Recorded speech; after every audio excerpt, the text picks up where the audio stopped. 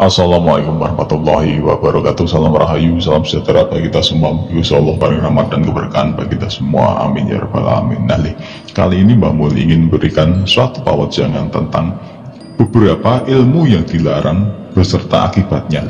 Nah, ilmu ini sebenarnya ilmu yang memang digunakan oleh jawara-jawara tingkat tinggi zaman dulu, tetapi efeknya luar biasa. Efeknya apa? Nah, kita bahas ya. Pertama, ilmu ini adalah ilmu karang.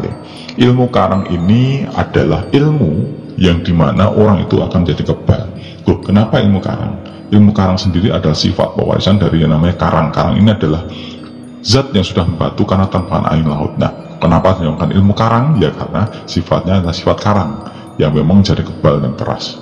Makin ditempa semakin keras oleh tempahan air laut. Nah, itu namanya ilmu karang. Nah, pemilik ilmu karang ini akan kebal, tidak cerdas ya, tidak akan mempan oleh senjata apapun, tetapi efeknya ini dia tidak akan bisa mati. Dia hanya bisa hidup sampai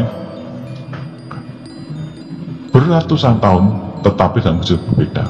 Jasadnya akan mengecil dan tidak diterima bumi. Makanya banyak kalau orang punya ilmu karang itu dilarung di laut. Nah, itu nanti dia bisa mati.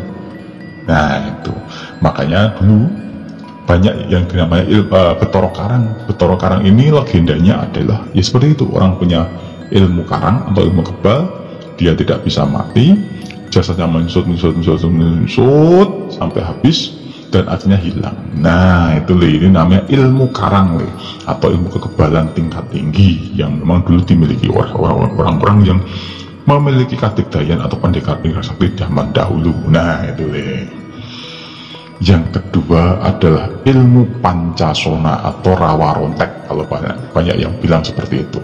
Nah, pancasona atau rawa rontek ini adalah sejarahnya adalah ilmu dari pemilik adat Dosomuka atau Rahwono. Nah, rawa rontak ini adalah ilmu hampir sama seperti debus. Jadi ketika dia ditusuk akan nutup lagi lukanya, dipotong akan menyatu lagi, ditembak tidak mati, lukanya akan nutup. Kalau dia ingin kebal, jadi kebal. Tapi ketika dia disayat, sayatnya akan tubuh lagi. Bagian tubuh yang dipotong akan menyatu lagi. Nah, ilmu ini sebenarnya ilmu baik, tetapi mengaplikasikannya juga berbeda karena penggunanya juga berbeda. Pemilik ilmu ini tidak bisa mati ketika menyentuh tanah. Nah, bedanya dengan ilmu karang ini berbalikan.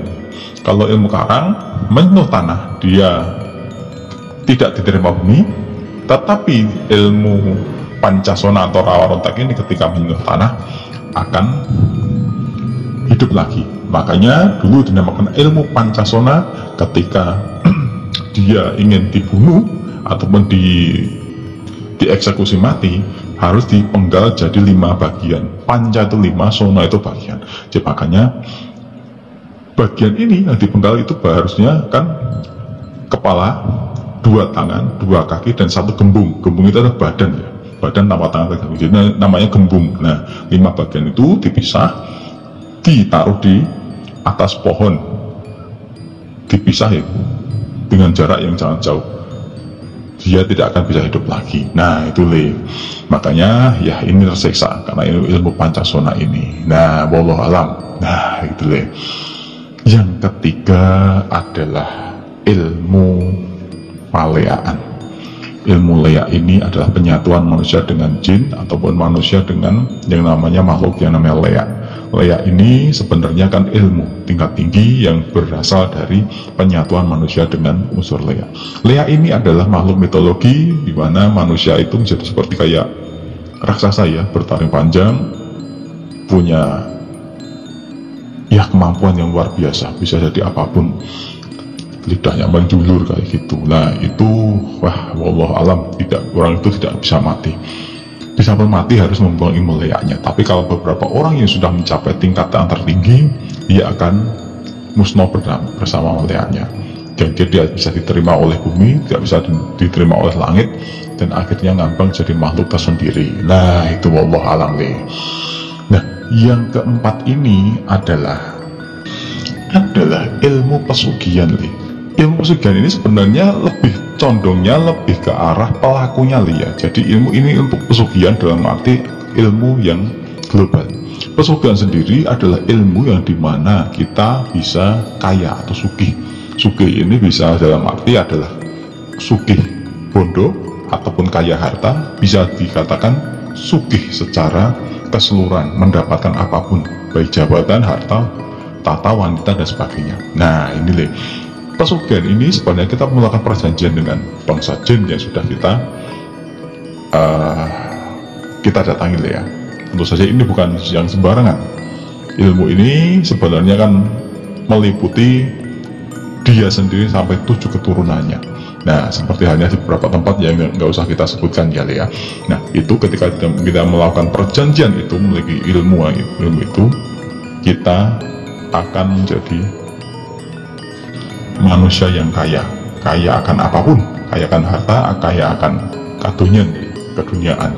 Nah, tetapi konsekuensi dari ilmu ini atau lelaku ini adalah nantinya ketika kita meninggal, kita dilaknat oleh Tuhan Yang Maha Esa, kita tidak akan kembali ke sana secara gaib, tetapi akan ditawan menjadi budak dari yang kita mintai harta itu, kita mintai rezeki, kita memintai pesugihan itu.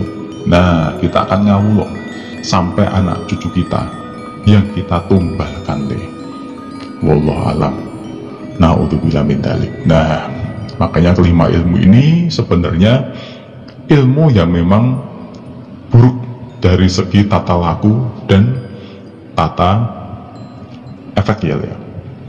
Hasilnya juga tidak bagus karena memang itu bukan ilmu yang diajarkan oleh orang-orang alim ataupun orang zaman dulu yang sifatnya untuk kebaikan. Nah, pada dasarnya ilmu itu sebenarnya kan tidak ada hitam, tidak ada putih ya. Yang ada adalah sumber energinya, sumber gaibnya, dan juga ajarannya.